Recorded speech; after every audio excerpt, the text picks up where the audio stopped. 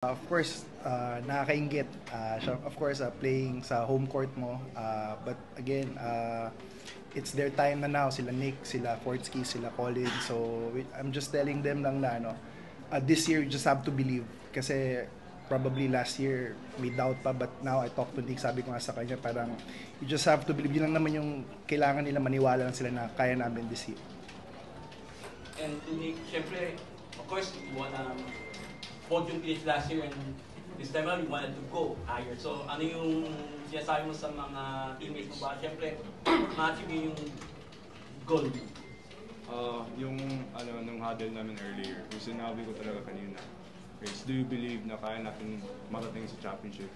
But, naniniwala ba kayo na kaya natin talunin yung UP? Yun yung first statement na sinabi ko sa mga teammates ko, in which na wholeheartedly nila na gusto talaga na manalo. And gutom na gutom talaga kami every game, gusto namin manalo.